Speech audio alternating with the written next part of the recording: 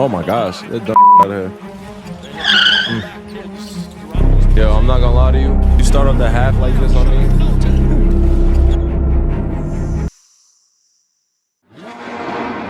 Shout out to D Green with this, man. Hey.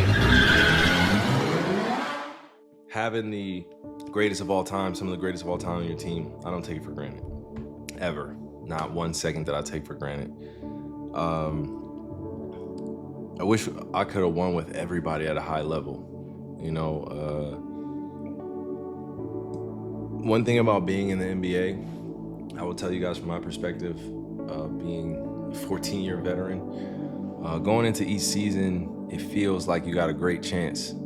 Shout out to Marky Boy for the subs, bro. Appreciate you, man. Twisted 11s for him. Dubs in the chat. Appreciate you, my bro. Real talk. Real talk. But when you're playing with the best of the best, it just feels like you can have the expectations that no one else can really understand. It's like the only time you could really put the burden of carrying a team onto someone else and be okay with it, right? And I've been able to be in different situations and grow as a man, grow as a player, all that stuff.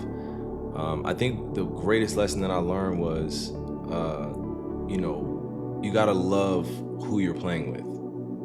And when that love doesn't necessarily have the same height or have the same feeling, that's when I feel like, and it's not just my examples, right? It's also plenty of examples of teams that have kind of broken up or situations broken up in the NBA. So it's an interesting dynamic that you have to learn from and grow into. So any of you young players out there that are thinking about, you know, taking basketball to a professional level, I would say get used to playing with some of the greatest or some people that are better than you in certain categories or certain skill sets. Learning to let them be in their domain and let them dominate, like that takes a certain level of selflessness, and especially as a point guard, it's your job. So, you know, I understand what it takes to grow beyond just what you've been taught in terms of just grade school basketball. Like playing with Brian, KD, Luka, and numerous other guys, James, like numerous other guys that I got a chance to play with. Blake Griffin, Paul Millsap, freaking my brother Keith, me, KD, James, all on one team. You know, I've had some special years.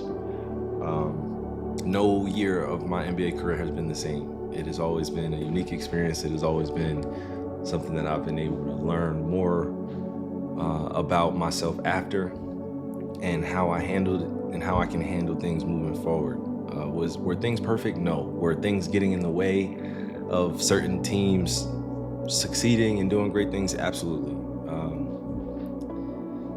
I think a lot of fans or a lot of people that support the game but don't necessarily know the history, I think they get really stuck on just, well, what happened? Why didn't it work? And just at the end of the day, we all are humans, and you got to really love who you're playing with.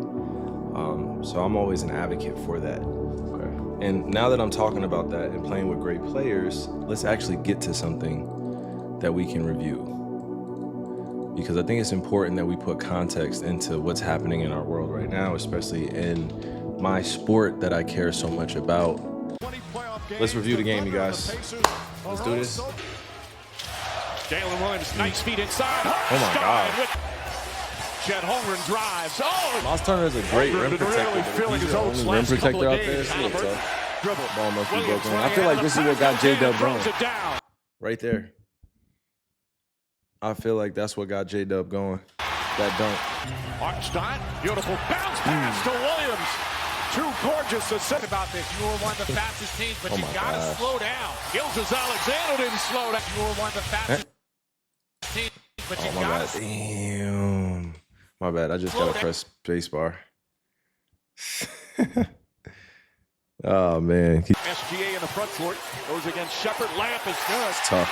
He's got one man to beat. It's Halliburton layup. Oh my gosh, that dumb shit out of here. To Wiggins. He's been playing so well, bro. Yeah, they were comfortable. By the way, those interviews after first quarter, awkward. I am not trying to talk to somebody after the first quarter, especially if we're losing. I'm not trying to talk to you.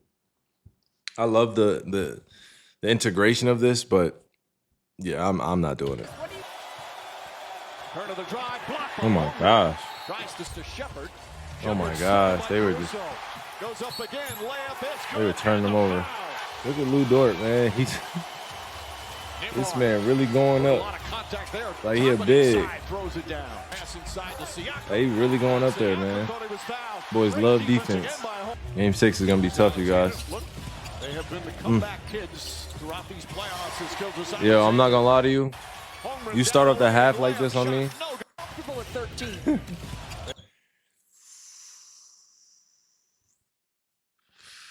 It's tough. It's tough. Subtle move. Great contest, though. Williams lines up a three. It's good. 22 now for Williams. He was going after it, bro. Guys. Guarded by Williams. Sneaks inside. Good shit, man. TJ McConnell had a great third quarter. I was watching that shit. It was very impressive, man. Has a tendency for just getting in the lane. It's still a close finals game. It's just OKC, they get going on those runs, man.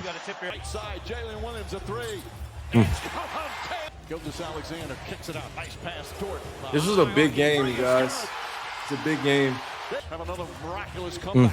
Williams gets inside. Layups good. We're making some tough ass shots, you guys. Williams to the rack, high off the glass. It's good. He did it again. Look at shit like that, bro. That's OD. It's a big play in the game right here. We went to the free throw line after that. Throughout the season, by the way, this is how I usually watch the highlights. It's just not much reaction, not much tone. It's just like me just watching it, just studying. See, these are highlights. This doesn't show all of the plays, but you get a good sense of the pulse of the game. This game was jumping. Goes at Siakam. Layup is good. What a tough shot. Man. Tough shots. He's got 30. Fires up a three-pointer. Won't go. Rebound coming in. Neesmith. He couldn't even celebrate. But the Thunder have the answer. OKC. Man, shout out to Shea, man. He's had a heck of a year. Heck of the last few years. You're looking at one of his generational leaders right here, you guys. I don't necessarily like to crown a face of the league or anything like that, but in terms of who's leading the pack right now, and even in international play when he's playing in the Olympics, you know, Canada's gotten a lot better. He's a force to be reckoned with. We got to get this man his flowers. Got to give this man his flowers. He deserves it. He's earned every right to say he's the best player in the world, and he's showing it. This is what it's about right here is being in the same environment with this type of competition. It only makes you go harder. It only makes you want to continue to dream bigger and have just that constant, we'll call it like, it's that constant movie track that's in your head, you know, to stay motivated. You're like, yo, I know he's getting better. I know he's getting better. And you just, you got to keep getting better. You know, being at the later stages of my career, I'm grateful I get to see some of these young guys that I used to, play against when they were just coming in, and to see them develop into who they are now. This is like the blossoming process that, again, people all look different. I think you can definitely tell that it doesn't really matter if you're drafted in the first round or second round anymore. What's possible is you put in the hard work, you get an opportunity, you thriving under pressure, and being able to be on a team with other great players, like for real. And I know a lot of you guys be talking about, you guys be being funny, talking about he's a free throw merchant, he's this and he's that. Nah, man, Shea just plays the game the right way. He plays at a high level. You got to be a master manipulator out there, man. It's part of the game. All the greats have done it. For me, I look at him as one of the guys that's going to be the prototype for the next generation. You know, being able to be 6'6", being able to play the 1-2 spot, and still be able to affect the game at a high level on both ends of the floor. So, man, shout out to Shea, man. Shout out to the OKC Thunder, bro. Shout out to this big Game 5 that they secured at home. I'm looking forward to seeing what they do. back in Indiana. This is one of those legacy moments where it is not make or break, but it is defining. You know what I'm saying? So J-Dub had 40, man. Shout out to that youngin' right there, bro. Nothing like seeing some of my younger peers, and I consider them competitive friends where you know what you're going to get out of them every time you go against them. You know what I'm saying? So shout out to them for sure. We're going to see. We're going to see. If it goes game 7, even better. I've been balling Michael Jordan, Kyrie Irving, off the bourbon in the park, swerving in suburban.